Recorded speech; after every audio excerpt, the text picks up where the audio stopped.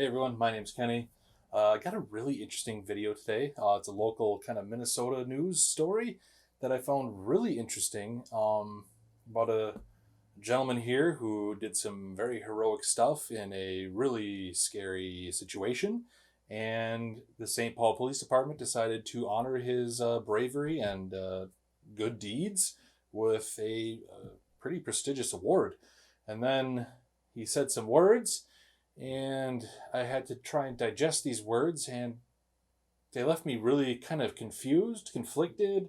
It was really interesting, but let's get into it here. Situation because he wanted to help. Alex, you displayed great courage during an extremely dangerous situation involving gunfire. Your selfless actions to follow the vehicle and then assist a bleeding individual without any hesitation is more than admirable. It is my great pleasure to present you with the Chiefs Award for Valor in recognition for your heroic efforts. Congratulations. Thank you.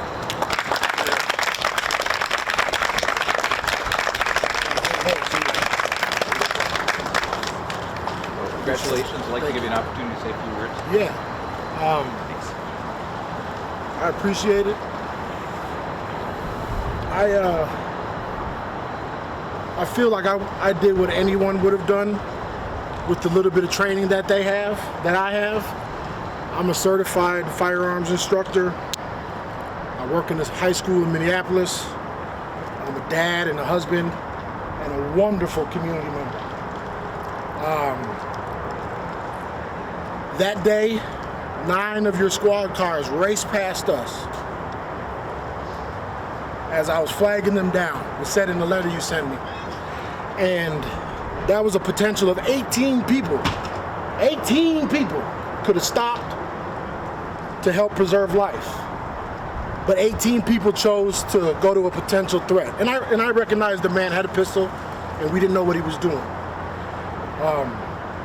I do appreciate the recognition, but I won't keep this stuff. This will go to my mom and this will probably go to my son, because I'm very uncomfortable being here with you guys. I do not rock with the police. But I appreciate you giving me the opportunity to say these things. And I just want folks to know that they don't keep us safe. We keep us safe.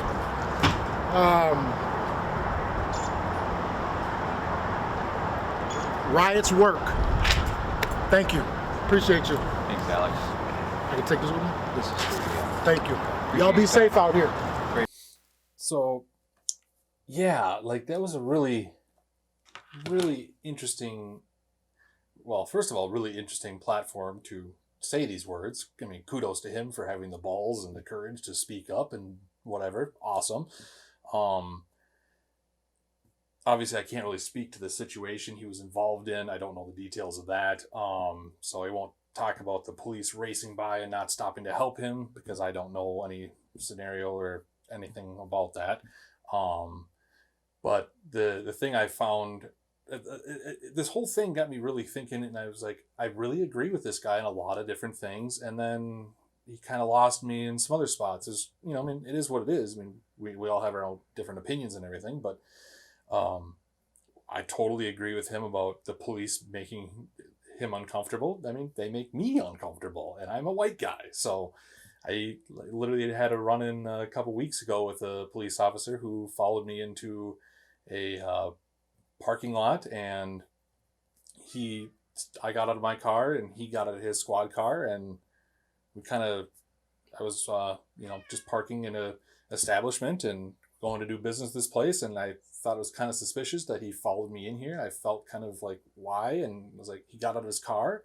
We kind of made eye contact briefly, and then I just kind of went about my business and went into the establishment and just kind of was looking over my shoulder like, what was this about? Like, was he here for something else? Like, why did he make eye contact with me? Why did he kind of linger around and then disappear? And it was just a really weird thing. And I've had many run-ins with police officers before, and I myself, like I said, I'm a white guy. I've had some really kind of sketchy kind of things. I've been pulled over my own driveway multiple occasions for usually really stupid reasons. And I've never, like, I just don't get it. Like, I totally understand what he's saying. They make me uncomfortable too. I don't like when they're following me on the road and stuff like that. It is what it is. It's just kind of a human thing, you know, because like the Supreme Court said, I think it was like 2005-ish or something like that. I don't remember. They said that police officers don't have any duty or law. There's no law for them to actually like protect the community. Like they're mostly there to like discover and clean up crime, and you know, after a situation almost happened, like they're not there to like, you know, take bullets for people. I think that kind of showcased itself very well in the Uvalde situation, that they're not there necessarily to protect you. They don't have a duty to even do it. So I totally get what he's saying and how he doesn't rock with the police, because you're not there to, you know, and he's a firearms instructor, like he said. So we are concealed carry people. We are, when seconds count, the police are minutes away, like they say, you know. Yeah, we need to protect ourselves. They're not there to do it. They're not going to do it. So I completely get that. And then he kind of totally lost me with the whole riots work. And I'm not sure how to feel about that. I feel like maybe he needed to elaborate more on that. Did he use the wrong word? Did he mean protests? Because as a Minnesota man, the whole George Floyd thing and the riots that happened, I got to live through a lot of that stuff. Maybe not necessarily firsthand, because I didn't go down there, because I was like, that's pretty sketchy and pretty dangerous. I don't want no part of that. But I don't know how burning like people's businesses and everything, and burning down police stations and everything, like those are people's jobs and livelihoods. Like, how are these innocent businesses, how is burning them down like sending a positive statement to the community as a whole? Whew. And I mean, I guess I'm not like super philosophically inclined in that area, but like once all that stuff starts breaking down and stuff, and you start like reacting that way to things, where you just want, you like, when one bad thing happens, you do another bad thing on top of it, I think. Or if you do multiple bad things on top of it for that one bad thing, I think a lot, like, that's just gonna, like, as a societal thing, just destroy a lot more things, right? Am I wrong here? Like, am I misunderstanding kind of?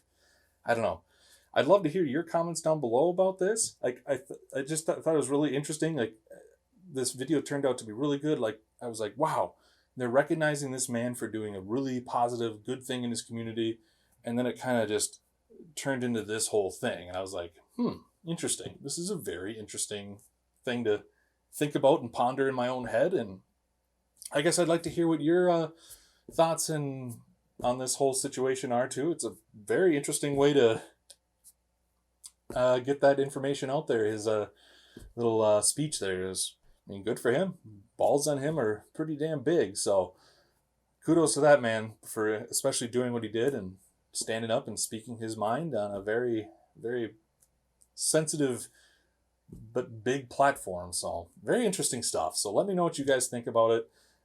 Very curious to see your thoughts. And yeah, we'll go from there. Thanks for watching.